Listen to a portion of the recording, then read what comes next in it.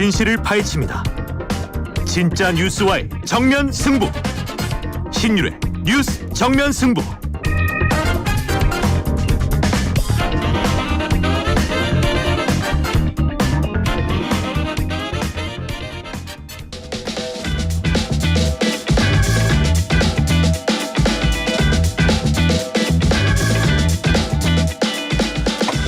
신율의 뉴스 정면 승부 2부 시작합니다. 제가 요새 항상 드리는 말씀, 매 시간마다 드리는 말씀이 있죠. 다음 주 화요일까지 지역번호 02로 걸려오는 전화 꼭 좀 받아주십시오. 그게 바로 청취율 조사 전화일 확률이 높은데요. 그 전화 받으셔서 이게 기억에 의존하는 질문이거든요. 어제 뭘 들으셨느냐? 다양하게 들었다, 이렇게 대답하시면 안 되고요. 제가 정답을 말씀드리겠습니다. YTN 기억해 주시고, 신율 기억해 주시고요. 뉴스 정면 기억해 주십시오. 자, 신율의 뉴스 정면, 승부만 기억하시면 안 됩니다. 이건 비슷한 이름의 다른 프로그램이 있기 때문에 승부만 기억하시면 안 되고, 신율의 뉴스 정면, 승부까지 기억해 주시면 좋은데 최소한 이 세 단어는 꼭 기억해 주시고 이렇게 대답해 주시면 저희한테 큰 도움이 되겠습니다. 참고로 여러분들이 청취율 조사 기간에 저희가 여러분들에게 커피 쿠폰 드리는 행사 마련되어 있거든요. 우물정 0945 샵 0945로 문자 보내주시는 분들께 저희가 커피 쿠폰 보내드리고 있습니다. 짧은 문자 50원, 긴 문자 100원의 유료 문자고요. 여러분의 많은 참여 부탁드리겠습니다. 자, 벌써 목요일이네요. 목요일 신율의 뉴스 정면 승부 2부에서 여러분 항상 제가 드리는 말씀 있죠. 진짜 여기가 천막 같은 분위기라는 걸 저는 여기서 1년 넘게 방송하면서도 계속 느끼고 있는데, 좀 이게 싹 거두면 창문도 있고 그런데 어쨌든 계속 천막 치고 합니다. 바로 이 천막 치고 하는 천막회인데요. 자, 오늘도 두 분 나와 계십니다. 한 분씩 소개해드리겠습니다. 먼저 국민의힘 신주호 대변인 나와 계십니다. 어서 오십시오. 네, 안녕하십니까. 예, 그리고 여선웅 전 청와대 행정관 나와 계십니다. 어서 오십시오. 네, 안녕하세요. 예. 아유. 이거 있잖아요.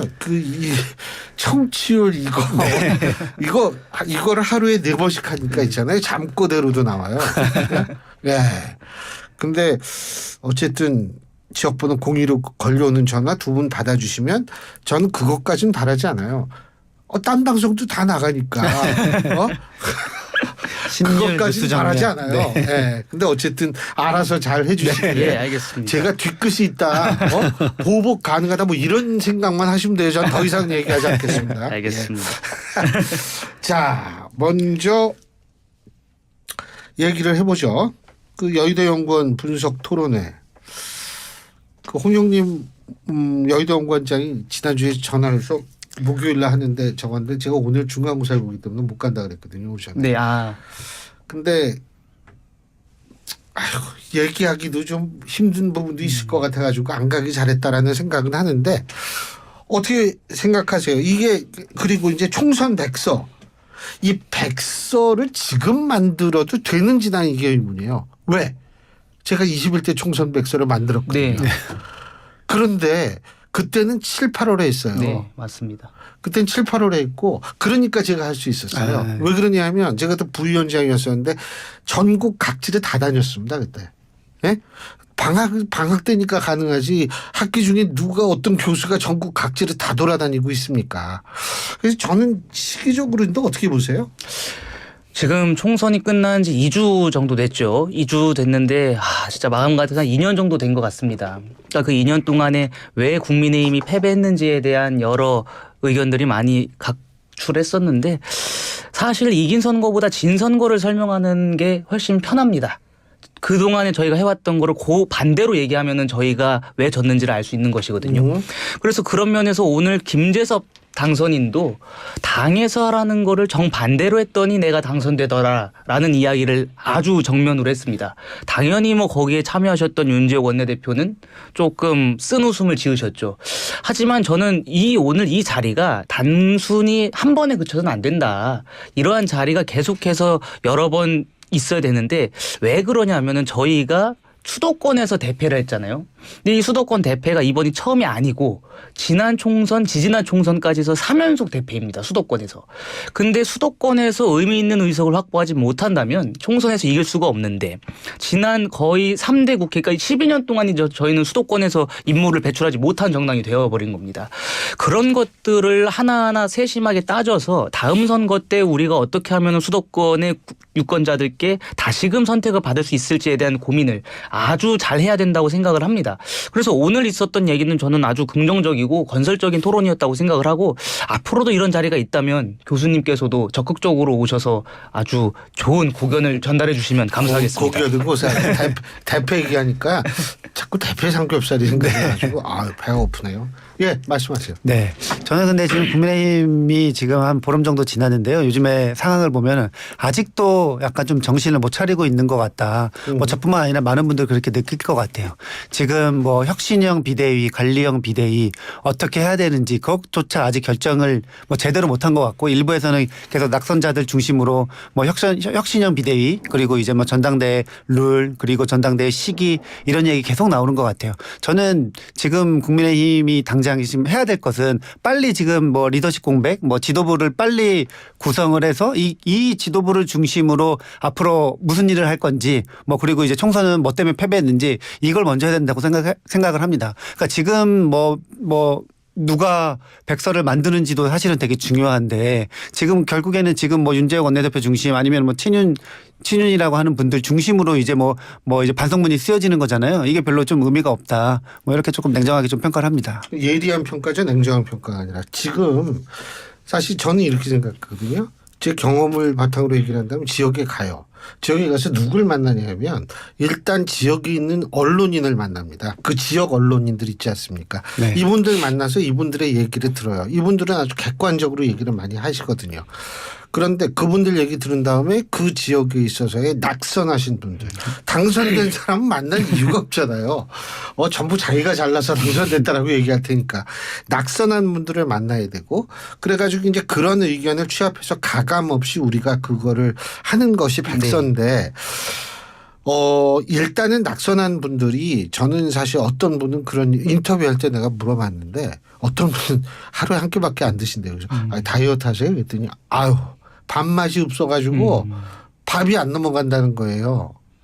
그런 분들을 모셔가지고 뭘 물어본다는 사실 자체가 객관적인 얘기가 안 나와요. 그러니까 조금 좀 가라앉고 좀 시간이 지난 다음에 본인도 정리하고 이렇게 해야 되는데 아니 왜 이렇게 빨리 왜 이렇게 안 달아요? 반성은 계속 해야 되는 거예요. 근데 이해가 안 되더라고. 왜 이렇게 빨리 만들려고 하는지. 예? 그 백서는 면피용이 되면 안 됩니다. 맞습니다. 그렇죠. 예. 맞습니다. 두 분이 너무 맞다고 얘기를 하니까 네. 얘기하고 나가지고 할 말이 없어요. 근데 요즘에 국민의힘 대한 평가를 하면은 네. 뭐 민주당 쪽도 그렇고 국민의힘도 다 맞습니다 이렇게 나오거든요. 그러니까 다 인정하는 거죠. 근데 이제 다들 이제 뭐가 잘못됐고 뭐 때문에 졌는지 다 아는데 거기에 대해서 이제 국민의힘에서 제대로 된 평가 내지 이제 실행이 이제 담보가 되지 않는 게 가장 큰 문제겠죠. 지금 여전히 뭐 그 윤석열 대통령 한동훈 비대위원장 식사를 뭐 거절했니 안 했니 뭐 그런 얘기만 계속 나오고 있잖아요. 그래서 지금 아직 패배 맞아요. 네. 책임론만 계속 이야기 나오고 있는 거죠. 네. 참. 그래서 이게 지금 좀 그래요. 그리고 지금 근데 그 국민의힘의 당대표 이제 뽑아야 되고 네. 비대위원장 또 뽑아야 되고 네. 그다음에 원내대표 뽑아야 되고 근데 네. 이게 거꾸로죠. 비대위원장, 원내대표, 당대표 이렇게 되죠. 네, 예. 맞습니다. 그거 어떻게 돼가요? 뭐 나경원 의원 그러니까 당선인 같은 경우에는 그 이철규 의원과의 연대설을 아주 강력하게 부인하고 있던데 어떻게 보세요? 저도 사실 나경원 전 대표와 이철규 의원 간의 연대설은 조금 사상누각적인 것이다. 왜냐하면 기본적으로 연대라는 것은 부족한 분들끼리 하고 서로의 모자란 점을 보완해주는 성격이잖아요. 근데 사실 나경원 대표 같은 분은 지금 당장 전당대회에 출마해도 만약에 당신 100%로 하든 아니면 민심과 섞어서 하든 굉장히 유력한 후보군 중에 한 분입니다. 근데 그런 분이 굳이 다른 분의 힘을 얻겠다? 그것은 저는 말도 안 되는 것이라고 생각을 해서 나경원 당선인도 오늘 그런 말씀을 하신 거 아닙니까? 그래서 이건 좀 아닌 것 같다라는 입장을 명확히 밝히셨기 때문에 저는 그것은 아예 없는 얘기라고 생각을 하고 일단 저희가 기본적으로 지금 관리형 비대위로 아마 들어갈 것 같습니다. 근데 관리형 비대위를 거친 다음에 조속한 전당대회를 통해서 정통성 있는 지도부를 국민 앞에 내보여야 된다 그런 식으로 지금 의견이 모아진 것 같아요. 근데 저는 그거에 가장 큰 요인이 뭐냐면 지금 저희 당이 일단 비대위를 여러 번 했다. 그것도 표면적인 이유지만 관리형 비대위로 할지 혁신형 비대위로 할지 그것만 가지고도 지금 내부 다툼이 굉장히 심해지고 있는 형국입니다. 근데 국민들이 바라볼 적에 저 당은 이번 총선에서 패배했는데 패배한 다음에도 내부에서 권력을 쥐기 위해서 저렇게 다퉈? 저렇게 싸워? 하는 거는 저희가 국민 앞에 어떻게 보면 굉장히 죄송스러운 행태를 벌이고 있는 거죠. 반성하지 못한다라는 모습으로 비춰질 수가 있습니다.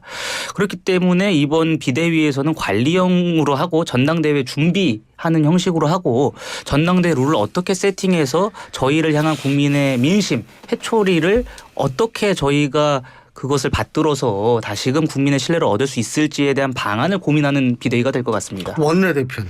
원내대표는 저희가 사실 민주당보다 원래 뒤에 선출하기로 했었는데 5월 3일 날 같은 날 선출하게 됩니다. 근데 사실 원내대표라는 것이 다들 아시겠지만 국회의원들이 직접 뽑는 거기 때문에 어떻게 누가 뽑힐지 모릅니다. 뭐 한 분이 대세론을 형성했다라고 언론 보도가 뭐 수십 개 수백 개가 났어도 막상 개표함이 열리었을 때는 다른 분이 당선되는 경우도 있어요. 근데 저는 개인적으로 원내대표라는 자리는 자기 정치를 해서는 안 되는 자리입니다. 특히 집권 여당의 원내대표 같은 경우는 더 그렇습니다. 왜냐하면 우리나라는 대통령, 정부도 입법권이 있잖아요. 예. 정부의 입법권 그리고 예산 그 조정을 하는 역할도 있기 때문에 원내대표가 만약에 정부와 각을 세우고 반정부적인 인사가 집권 여당의 원내대표가 되어버린다면 그것은 혼란이 발생하는 거죠. 정부 내 혼란 그리고 국회 내 혼란 여당 내 혼란이 발생할 수밖에 없는 것입니다. 그런데 지금 일각에서는 뭐 친윤 원내대표는 안 된다라는 주장들을 하시는데 저는 그것은 조금 마녀사냥식에 가까운 공세라고 생각을 해요. 친윤 원내대표여서 안 된다가 되면 안 되고 이분이 민심을 받들지 못하고 원내대표로서 원내사령탑으로서 제 역할을 수행하지 못할 것이기 때문에 안 된다 이런 식으로 주장을 하셔야지 친윤이기 때문에 무조건 안 된다? 그것은 저희 당내에 또 다른 분란을 야기하는 겁니다. 결국 이제 알겠습니다. 예. 네. 지금 뭐 근데 사실 네. 우리 여선웅 행정관님도 뭐 하실 말씀이 많을 것 같지는 않은데 네. 말씀하시죠. 제가 뭐 간단히 말씀드리면은 사실은 지금 원내대표 선거 이제 당대표랑 같이 연관지어서 생각을 해보면은 그냥 뭐 이런저런 논리 필요 없이 그냥 영남 출신의 아니면은 친윤 이렇게 이제 원내대표가 의원들끼리 뽑는 거니까요. 그렇게 될 것 같고 당대표가 이제 누가 되느냐 결국은 이게 약간 중요한 문제일 것 같은데요. 지금의 이제 전대 룰 100% 전대 룰을 당원들이 뽑는 룰을 바꾸지 않는다고 하면은 사실은 뭐 비슷하게 친윤 당대표가 나올 수밖에 없는 구조이죠. 그래서 저는 뭐 지금 이제 막 그 낙선자들 아니면 뭐 수도권 의원들 중심으로 이야기하는 5대5 뭐 7대3 뭐 이런 전대 룰 같은 게 만약에 통과가 한다고 하면은 뭐 조금 의회에 지금 뭐 괜찮은 인물들이 이제 뭐 출마해서 당선이 될 것 같은데 예. 그렇지 않는다고 한다고 하면은 오히려 뭐 지금 기준으로 보면은 가장 최근 여론조사 보면은 한동훈 비대위원장이 당원들한테 엄청나게 지지를 받고 있으니까 한동훈 비대위원장도 저는 뭐 유력한 후보다 이렇게 생각을 합니다. 그리고 한동훈 위원장 개인적으로 입장으로 보면은 무조건 반드시 이번에 전당대회 출마를 해가지고 정치를 쉬지 않고 끊임없이 계속 이어가야 된다. 왜냐하면은 뭐 팬덤 정치라고 하잖아요. 이 팬덤 정치에서 한 번은 쉬면 안 되는 것 같아요. 네. 자전거네 자전거. 네. 이 멈추면은 이 쓰러지는 거. 예컨대 예전에는 무조건 공식처럼 선거 패배하면은 예. 이제 무조건 한 번 쉬고 뭐 유학 갔다 온다거나 했는데 지금 같은 경우는 이재명 대표가 사실은 선거 패배하고 나서 이후에도 당 대표를 짊어지고 나서 총선에서 승리를 했잖아요. 그래서 이제 약간 어떻게 보면은 새로운 공식이 뭐 생겼기 때문에 한동훈 비대위원장도 그 부담감 조금 덜하지 않을까 이런 생각입니다. 이재명 대표는 모든 게 다 하면은 뉴노멀이 돼요. 네. 네. 예, 저도 여기서 말씀을 예. 드리고 싶은 게 한동훈. 예. 네. 한동훈. 일단 행정관님 말씀처럼 저희 당이 변화했느냐 혁신을 됐느냐 이거를 따져보려면 전당대회를 봐야 된다고 저는 봅니다. 전당대회 룰에 대해서 지금 당원 100%를 낙선자분들께서는 민심을 더 반영하는 쪽으로 가자고 하셨고 또 당선자 총회에서도 제가 들어보니까 민심을 더 반영하는 쪽으로 가자고 하신 분들이 많이 있었습니다. 그래서 전당대회의 기출을 봤을 때 저희 당이 변화했는지를 좀 그걸로 평가해 주셨으면 좋겠고 한동훈 위원장은 뭐 저는 개인적으로 전당대회에 출마하실지 안 하실지는 모르겠습니다.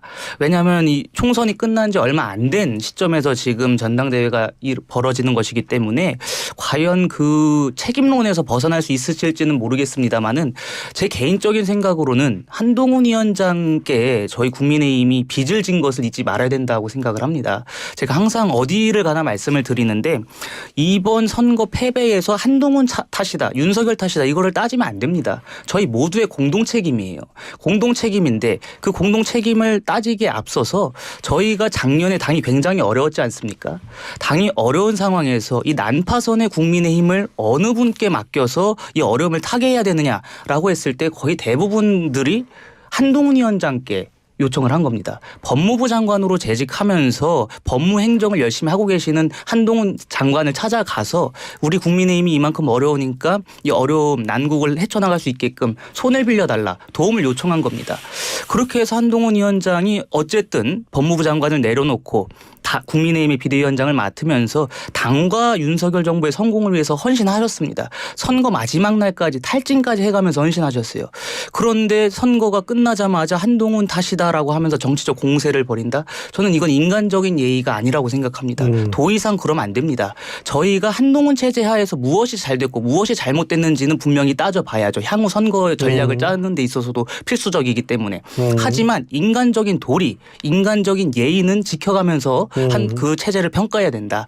그래서 저희가 한동훈 위원장께 졌던 그 빚을 잊지 말아야 된다라고 저는 생각합니다. 민주당 말이에요. 네. 그 지금 박찬대 전 최고위원, 박찬대 의원이 결국 원내대표가 될 가능성이 높은 거죠. 예? 네. 혼자밖에 없으니까. 네. 그 다음에 조정식 의원이 국회의장 된다는 얘기가 심심치 않게 들려요. 예? 거기다 이재명 대표가 연임을 해요. 예? 네. 이러면 와 이건 이재명의 민주당의 완성이라는 얘기가 나올 수밖에 없는 거 아니에요? 뭐 그렇죠. 그리고 저는 이제 그게 꼭 뭐 어떻게 보면 비판적으로 볼 수도 있고 만약에 이제 뭐 의견들이 아니면은 뭐 획일적이다 이렇게 이제 주장할 수 있잖아요. 그렇게 보일 수도 있고요. 근데 뭐 저는 이재명 대표의 소임 중에 하나가 그러니까 민주당의 내부적으로의 세력 교체를 이재명 이후로 약간 이제 좀 바꿔나가고 있다. 예를 들면은 민주당이 호남 DJ 30년, 뭐 친노 친문 30년. 근데 이재명 대표가 이재명의 그 세력 교체로 다시 이제 뭐 새로운 이재명이 주장하는 이재명 대표의 30년. 네, 이재명 대표가 주장하는 그러면은 나이가 한 6-7까지 네. 하셔야 되는데. 근데 이제 뭐 그 이재명이라는 사람이 아니라 이재명 대표가 지금 민주당의 이제 그 인물 교체, 세력 교체로 새로운 민주당의 모습을 보이는 약간 시기가 지금 이제 시작하지 않나 이런 생각을 하고 있거든요. 그런 측면에서 바라본다고 하면은 지금 뭐 총선 민심 그리고 지난번 뭐 전대 그리고 공천 과정에서 경선에서 있었던 뭐 이른바 이제 당원들의 당심을 볼 때 지금의 뭐 흐름대로 가는 것은 약간 이제 민주당 입장에 보면은 굉장히 약간 자연스러운 일이다. 그리고 저는 이재명 대표 연임 관련해서도 지금 오히려 당대표를 이제 그 모든 후보들이 모든 사람들이 차지하겠다고 나오는 게 오히려 민주당한테는 더 혼란스러울 것 같아요. 그래서 차라리 지금 총선에서 민심을 받아서 야권 전체의 맏형으로서 야권 전체를 이끌고 있는 이재명 대표가 연임을 하는 게 오히려 민주당한테는 안정적이다. 근데 이 이재명 대표가 이제 당대표는 원래 임기가 2년인데요. 꼭 2년 할 필요 없거든요. 그리고 그 이재명 대표 당대표는 뭐 대선 저희가 이제 대선 후보 그다음에 당대표 분리를 해야 돼서 1년 전에 사퇴를 해야 된다고 보면은 2026년 3월 이전에 사퇴를 해야 됩니다. 그런 기준으로 볼 때는 약간 1년 더 하는 거예요. 그래서 저는 뭐 이재명 대표 연임하는 게 민주당의 안정성을 위해서 더 약간 도움이 된다. 그리고 하나 또 말씀드리면은 국회의장 선거 같은 경우에도 지금 이제 뭐 정성호 의원님도 나오시고 조정식 의원님도 나오시고 추미애 대표도 이야기하셨고 오늘은 우원식 그 의원께서 또 출마 선언을 하셨거든요. 그래서 의장 선거는 꼭 이제 막 뭐 누구 한 명으로 추대되거나 그런 분위기는 아니고 진짜로 그냥 이제 선거에 의해서 경선에 의해서 뽑혀질 것 같다 이런 말씀을 드립니다. 네. 제가 듣기로는 추미애 의원은 민주당 내 그 반발이 굉장히 심하다고 들었습니다. 추미애 의원이 의장이 되는 순간 추윤 갈등이 부각이 돼서 이재명 대 윤석열의 구도가 깨진다라는 그런 걱정들이 많으신 것 같아요. 근데 제 개인적인 생각으로는 추미애, 정성호, 조정식 누가 국회의장이 되더라도 의회 민주주의는 내팽개치겠다라는 민주당의 그 입법 폭주 선언이나 다를 바가 없다라고 생각을 합니다. 지금 제가 말씀드렸던 세 분들이 다 말씀하시는 게 선명성을 강조하면서 국회의장은 중립을 지킬 필요가 없다는 식으로 지금 말씀하고 계시거든요. 예. 근데 국회의장은 분명히 국회법에 명시된 것이 예. 이제 당적을 가질 수가 없는데 그 중립을 강조한 그것을 책무를 져버리고 국회를 맞아요. 민주당만의 입법 폭주 예. 기관처럼 만들겠다라는 그 오만한 모습이 어떻게 비춰질지 한번 고민해 보셔야 될 것 같습니다. 그렇죠. 아니 저도 조정식 의원이 유력하다 이런 얘기인데 그건 두고 봐야죠. 근데 하여간 국회의장 누가 되든 기계적 중립 안 한다니까 어떻게 하는지 한번 봐야죠. 자, 오늘 두 분 말씀 여기까지 듣겠습니다. 고맙습니다. 감사합니다.